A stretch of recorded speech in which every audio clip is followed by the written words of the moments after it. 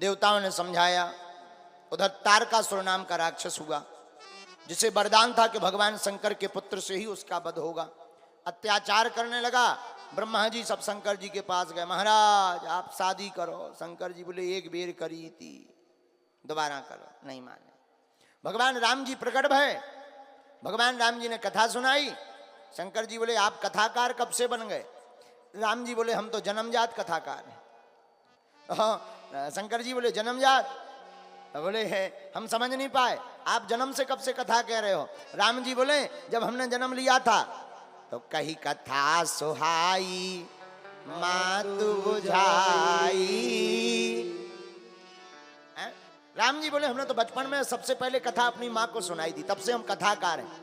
राम जी बोले हमने आपको भी कथा सुनाई, और कथा जिससे सुनो दक्षिणा भी देनी चाहिए। शंकर जी बोले मांगो।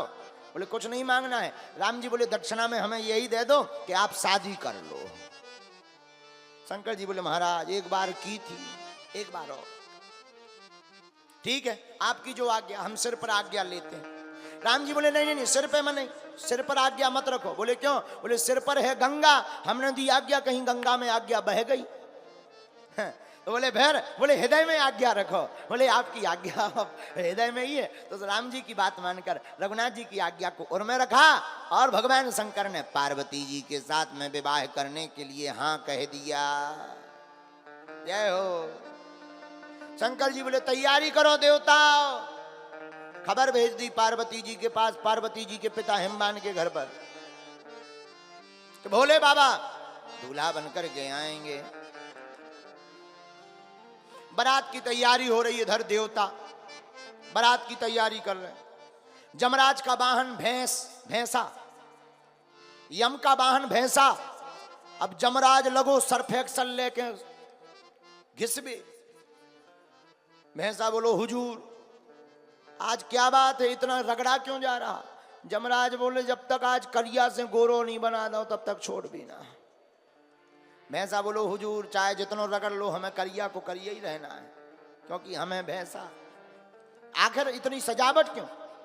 यमराज बोले तुम्हें पता नहीं है, बारात में जाएंगे। किसकी? भोले बाबा की। अरे जय हो महाराज।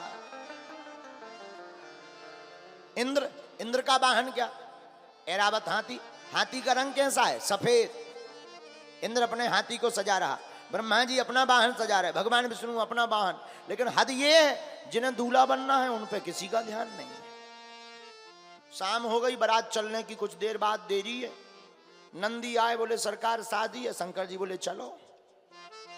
नंदी बोले सरकार ऊपर से नीचे तक कुछ नहीं है शरीर में, अगर इस प्रकार से आप शादी करने गए कोई अपनी बिटिया देगा? भगा और देगा। शंकर जी बोले तो? बोले श्रृंगार तो करो। शंकर जी बोले ऐसे ठीक। हनी नंदी बोले नहीं आज दूल्हा हो, श्रृंगार करो। महाराज मुकुट ले आए। शंकर जी बोले नहीं नहीं ऐसे ही ठीक। क्यों? मानो शंकर जी कहना चाहते हो हम मांग करके बर नहीं बनना चाहते हैं, हम ऐसे बर बनना चाहते हैं जो हमेशा बराबर रहे। मांग कर बर क्या बनना है? ऐसा बर बने जो बराबर रहे। है? बराबर ऐसा बर बने जो बराबर रहे। तो शंकर जी बोले हमको मांग करके बर नहीं बनना। तो क्या किया जाए? जटा मुकुट अहि मोर सवारा,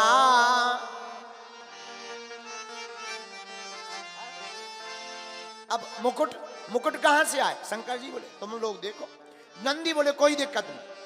नंदी ने शंकर जी के जटाओं को लिया और जटाओं को ऐसा बांधा कि वो दूर से मुकुट ही लगने लगे। कहा ये बहुत अच्छा रहा।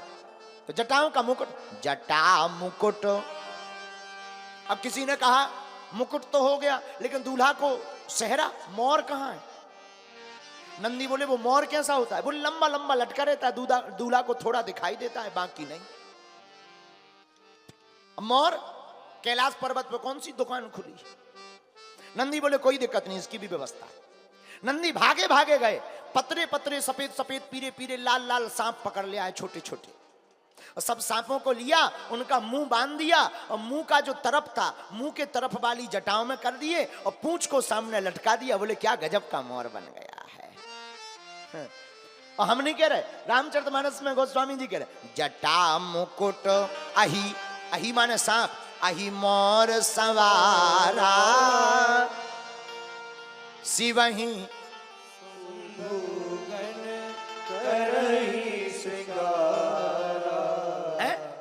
जटाओं का मुकुट हो गया, मोर सांप का।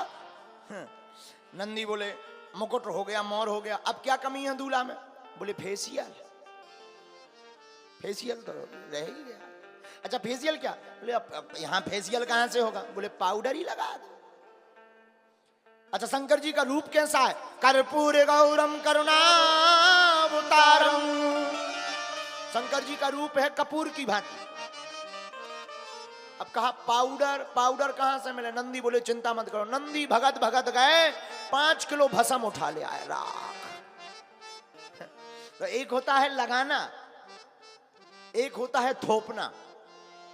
लगाना कैसा? हम लोग थोड़ा सा पाउडर लेते हैं और कभी कभी ऐसे बढ़िया लगा देते, अच्छी बात है, लगाना चाहिए। देखो श्रृंगार करना चाहिए, श्रृंगार करना बुरा नहीं, लेकिन हम अक्सर कथाओं में एक बात बोलते हैं, हर कथा में सजना चाहिए। श्रृंगार को हम लोग अपनी भाषा में क्या कहते हैं? सजना।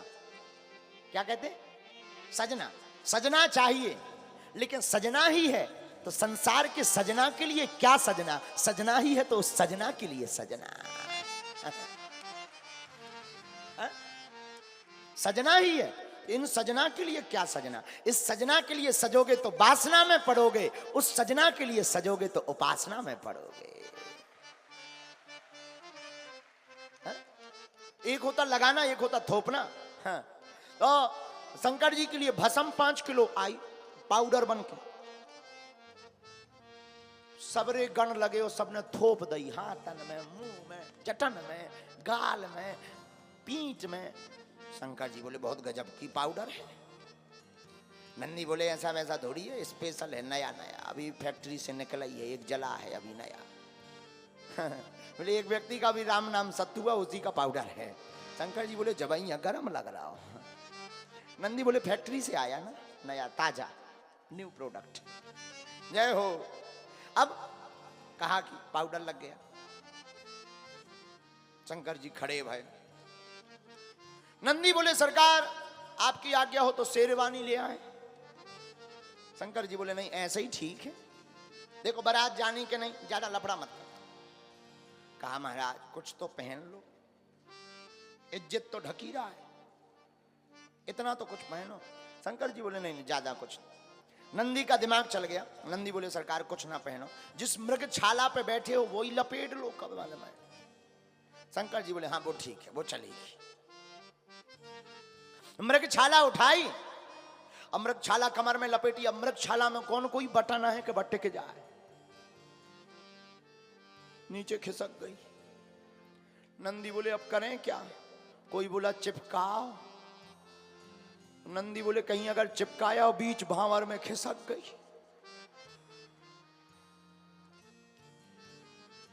सब बेकार हो जाए, क्या किया जाए? नंदी बोले एक गण बोलो एक उपाय है। बोले क्या?